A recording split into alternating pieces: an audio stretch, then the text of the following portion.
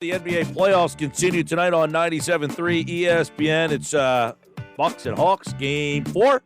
Looks like the Bucks have tried to grab control of this series, something the Sixers couldn't do.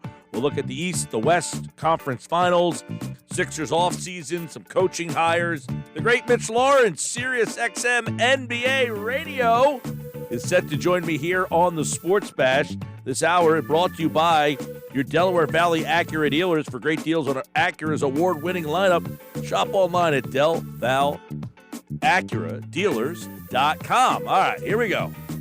Always fun when we get Mitch on the show. We know a lot happened in these NBA circles. Mitch, how you been? Mike, I'm doing great.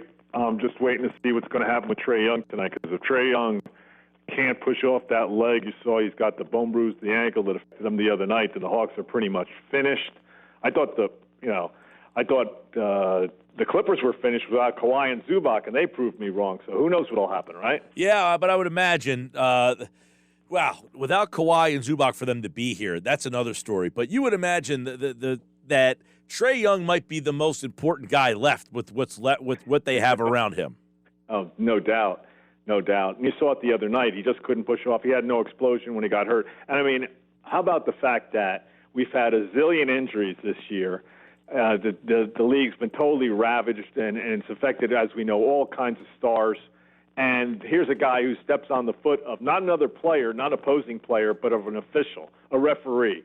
So that kind of just sums up where we are here. And it's just, it'll be too much for Atlanta to overcome if he can't be close to 100%. I don't expect him to be, because they just don't have anybody else who can fill his shoes. He hasn't been getting a lot of help as it is. The other night, Bogdanovich was terrible shooting. Herter couldn't make a big shot. They've figured out how to deal with Capella and Collins. And then conversely, for the Bucks, one of the dumber teams you'll ever see, they just don't know who to get the ball to at the right spot.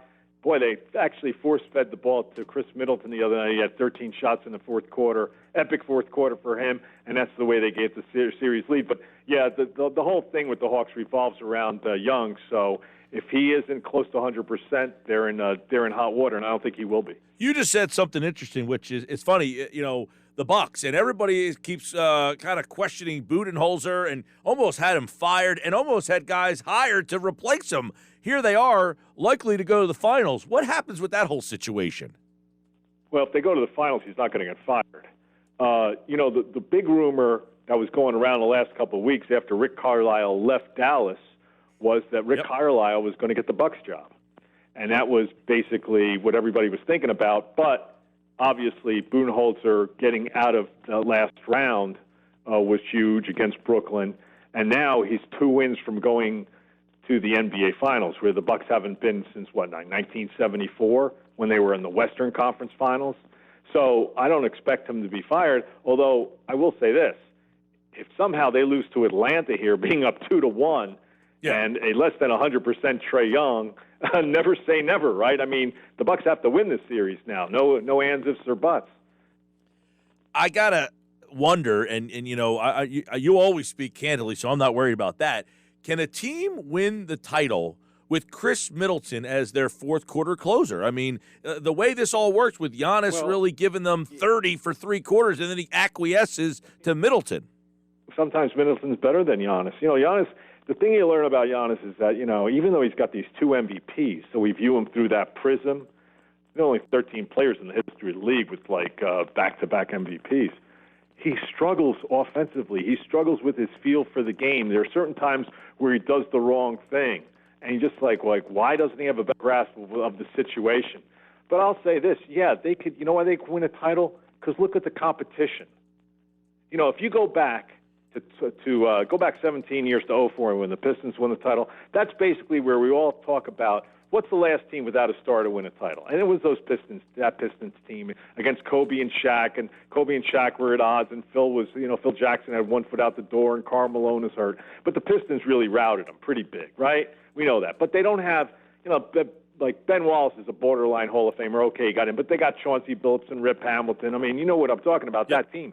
That team would, I think, beat any of the teams left right now, and pretty handily. That Piston team that went to 6 straight Eastern Conference Finals. That Pistons team that won a title in 2004, lost in a seventh game in San Antonio the next year in the NBA Finals in Game 7, right? Lost on the road. And then lost to the eventual champions in 2006 Miami and 2008 Boston. That 6-year run, that team is, to me, head and shoulders above any of the teams left right now, that Piston team. That's interesting. Mitch Lawrence, SiriusXM NBA Radio. So, in the end, when we look back at this, I guess, COVID era, the bubble, and then the preceding, this season here, do we look differently at the two do we now look at that Laker team and say, eh? Well, I looked at the Laker team and said, okay, it's a title, but it's not like a real title. And why? They never had to travel. They never played real road games. Yeah, that's a big difference than even this year when teams have to travel. Remember, LeBron, all he had to do was get in a limousine or a bus and go a couple of miles from his hotel to play road games, quote-unquote road games, against Portland, against Houston, and against Denver. Yep. That's not the same thing. No. And it's not the same thing when Jamal Murray has two quote-unquote road games at Salt Lake City and scores 50 points in both of them for the Nuggets. And they were in a neutral gym with no fans. Right. So, of course, it wasn't the same thing. I'm not gonna sit here and say it deserves an asterisk. I'm going to tell you it's not the same thing. And everybody, you talk to former players, they all agree, especially guys who have won a title. Now, this year, what is the year of, we've had an amazing amount of injuries.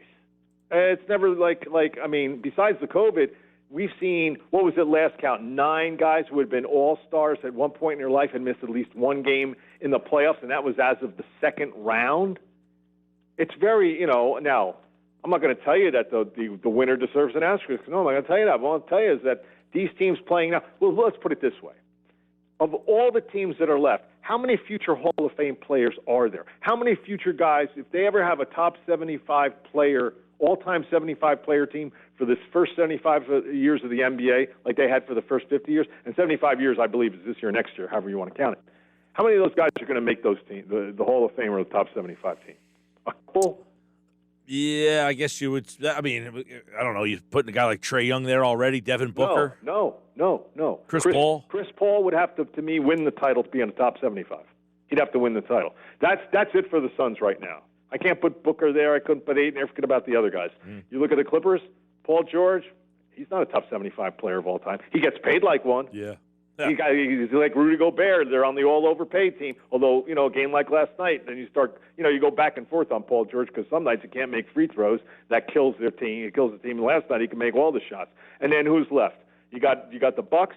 Giannis is going to be a top 75 player of all time, even though he struggles offensively unlike anybody else. Why? Because he's a back-to-back MVP winner. Like I said, there are only 12 other guys who have done that.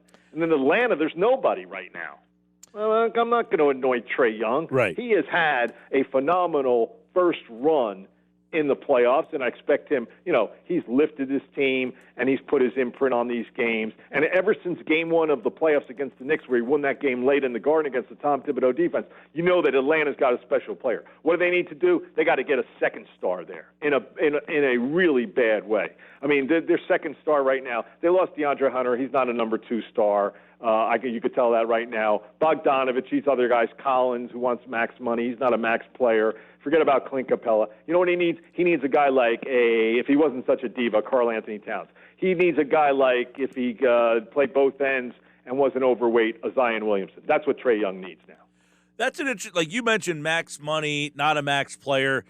These franchises are like prisoners of, if I let you walk, then you're constantly in this moment of, if we don't bring this guy back, we're essentially on the hamster wheel of either mediocrity or tanking. So we got to give you max money so that you know what I'm saying?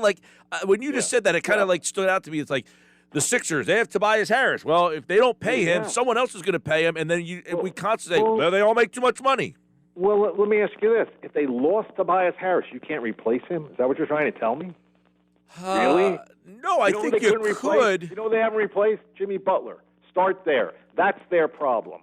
We see it time and again, and I brought it up on your show. The Jimmy Butler loss has really hurt that franchise because they don't have a closer. They don't have a guy who you can depend on to finish a game. Ben Simmons, he's got head problems. He needs to see a psychologist. He doesn't want to shoot. Joel Embiid, unreliable from the get-go. History of injuries. He can't do it late in games. That's what Jimmy Butler did from him, and that's what they're missing. Yeah. And so, Tobias Harris is overpaid. And I'm telling you, if he left, you could replace a guy like him. I agree with that. The problem is, like, with the cap situation, like, all right, so, like you just mentioned, who was it? Collins wants max money. Yeah, John Collins wants max money. Right, exactly. You know, and by the way, I'm not going to pick up, how about a guy like Rudy Gobert, who's all defense, and in the playoffs, does it matter that he's the defensive player in the year? Does he really? Let me ask you, have you ever watched a game where you said, wow, that's like what Bill Russell used to do? He is absolutely imposing his will at the defensive end. I can't think of one game I've ever seen Rudy Gobert do that. Not even for France. No, but I'm saying, like, these franchises, I feel like their backs are to the wall. If you let Rudy Gobert walk and you lose that aspect, you're replacing him with what? I don't know. I mean, well, here's what you replace him with. You replace him with a guy who might be able to step out and make shots at center. Like, join the NBA in 2021. Don't leave it up to Donovan Mitchell. Don't leave it up to Mike Conley. Go get a scorer. I mean, all the defense is so overrated these days. And I know Doc Rivers and the Sixers, that's all they talk about is defense. Is that what beat the Nets in the final aspect? In the 5 minutes of the overtime of Game 7, they scored 2 points. Yeah. They allowed 6 points and lost the game. I guess, Mitch, the thing would be, like, if Tobias Harris didn't sign the deal here, he signs with somebody else for essentially not the max that he could have got from Philly because he gets more from Philly, but he's going to sign a contract that it would have been comparable. Right. And let me ask you this. I mean, I don't want to bang on Tobias Harris, but is he a max player? No. Really? No, absolutely not. You're absolutely right about that. But it's almost like, what do you do? Like Ben Simmons, all right, do you not sign him and then he just walks and then you're basically back to square one? Like, it's like, what? I feel like something needs to be done with the max money thing, that an average to good player is somehow forcing the hand of teams to give them max money. And look, Paul George is another example. Look, this is a Kawhi Leonard move. Remember, Kawhi Leonard basically told the Clippers, you want me to sign with you? You got to trade for Paul George. How's that worked out? Now they're basically still they can actually win 2 games and get to an NBA Finals without Kawhi Leonard. But basically, I mean, we're all waiting for the other shoe to drop, because without Kawhi Leonard, you figure Phoenix is going to close the series out at one point. What? Paul George makes it $1 trillion. I mean, yeah. I mean, these players, and they frustrate you in different ways. Yes, these teams have to be very careful about. When you're in a cap league and you have max contracts, you have to be very careful about who gets that money. Extremely careful, because if you tie it up in the wrong people, then you make a mistake. You're going to have a definite ceiling, and you're probably not going to win a title, and you probably wish you wouldn't have done that. Mitch Lawrence, SiriusXM NBA Radio. Let me get your what role? How much does Ty Lue factor into all this? Like, what is the role that he is playing in the success of the Clippers? I have a friend, hates Lue, thinks he's the worst coach in the league, and we so with that. Hey, have you talked to your friends since they have avoided elimination? Still hates They're them. Winning games without 2 key players, especially Kawhi Leonard. Yeah, he has made very good adjustments, Ty Lue. And I'll tell you what, there are people, when Ty Lue interviewed before he got the Clipper job, and he interviewed in Houston, there are people who were floored by how good people in that front office who were floored, because, Ty Lue's reputation was, he won a title because he coached LeBron James and Kyrie Irving. You got to give the guy a break. And he has proven in these playoffs that when you lose a player like Kawhi Leonard, he can still win games and advance. Remember, they won, 4 straight games against Utah, the last 2 without Kawhi Leonard. I mean, that's, if you're Utah, you got to have a big problem with that if you're the Utah owner, because your team bellied up and they didn't face Kawhi Leonard in the last 2 games. Conversely, if you're Steve Ballmer, you have to be thrilled to be in your first conference finals. Somehow your coach figured out a way through his rotations, how he used different players to win the last 4. They won 4 straight games, the last 2 without Kawhi Leonard. I think Ty Lue has done a sensational job. He really, and he's very open and honest with players. They listen to him. They respond to him. It's not just a product of, hey, he coached LeBron James. This guy's good. This guy's a good coach. Mitch Lawrence, let me get your opinion then. The value of Ben Simmons in your mind is? What does that mean? What do you mean the value? What? Teams want him, don't want him. Can they get something for him? He said his value's at the all-time low right now. You can't trade him right now. What do you think? You're going to Damian in the package? First of all, I personally don't think give so. Up look, listen. If you're Portland, you're not trading Damian Lillard. You want it to work with Chauncey Billups. And if you're Daryl Morey, yeah, you probably want to get rid of it. You're probably if you think you can't fix Ben Simmons, and I don't know if they've reached that conclusion or not. Doesn't sound like publicly they have, but you're going to trade him when he's at an all-time low. How much worse can it get for Ben Simmons? Yeah. Oh, listen, I feel like everybody feels like he's got no value, and then it's this team likes him, and that team likes him, and this team might like him. Pennies on the dollar. Now, there's something to be said for moving that contract because he's got 4 years, $150 million left or whatever. Yep. But boy, what are you going to get for him?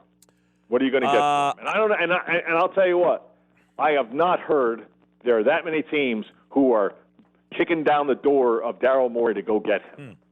Why do you want to bring in Ben Simmons now? Do you think that because I would change of scenery, he's going to all of a sudden become aggressive and shoot the ball? No. And become a proficient and become a guy who's a willing shooter? I'm not buying that. No, I agree with you. But all right, so Minnesota, apparently they like him. All right, they want him badly. Do you like a Ben Simmons for D'Angelo Russell swap? Does that make you better or different? You're talking about from the Sixers standpoint? Yeah. I'm not that big on D'Angelo Russell. I don't know. Me neither. I'd wait it out. Yeah. I'd wait it out still. C.J. McCollum's another name we keep hearing. Yeah, now that could be more reasonable. And C.J. McCollum is, to me, he's kind of overrated in my book. He likes to say that it's, him and Damian Lillard. It's Damian Lillard 1 and he's number 2. No question. Can he be the Jimmy Butler guy? Perhaps. I'm not saying he definitely can be. He might be a better fit for that. But all this is all, conjecture, speculation. Minnesota really wants Ben Simmons? Really? They really want Ben Simmons. I have not heard that. Is the Ben Simmons, is he like the biggest offseason conundrum? Like, is he going to, does anybody want him or not? Because it's not a huge free agent class. Well, the question is what's going to happen with Kawhi. I think he's going to stay with the Clippers no matter what, even though there's this rumor going around that he's dissatisfied with their medical staff, which is, I'm just so bored with Kawhi Leonard. It's ridiculous. He never plays. How can he be great if you don't play? Yeah, that whole thing has turned out to be wild, this whole Kawhi Leonard out there story, that the fact that they get to the conference final for the first time ever and he's not even there. He can't play. And then he sits up in the suite. He's not with the team on the bench. We know what he's done in the past. I don't know what he's going to do in the future. I really don't. I don't know if he can help you in the future. If he can't play in these playoff games, he's no help. He's a big question. Obviously, Miami wants to make some. You talk about off-season issues, problems. Yeah, Ben Simmons is among the top because that was the number one team in the East, and they couldn't even get to the conference finals. So, yeah, it's a huge thing, and a lot of it's on him, and a lot of it was on Doc Rivers, too. You blow 25 and 18-point leads. What does the NBA coach have to do? He has to stop the bleeding at some point, get his team settled, call the correct plays, get the ball in the right hands of the right people, get that momentum shifted back his way. Didn't do that. Didn't get it done. Mitch Lawrence, at Mitch_Lawrence, SiriusXM NBA Radio. Always enjoy talking a little hoops. Tonight you got the Bucks and you got, of course, the Hawks. And got Game 6 tomorrow night. Both of them right here on 97.3 ESPN. All right, Mitch. Always love it, man. Thanks, Mike. Talk to you later. Yeah, man. Hey, very matter-of-factly, what kind of value does Ben Simmons have? Not a whole heck of a lot.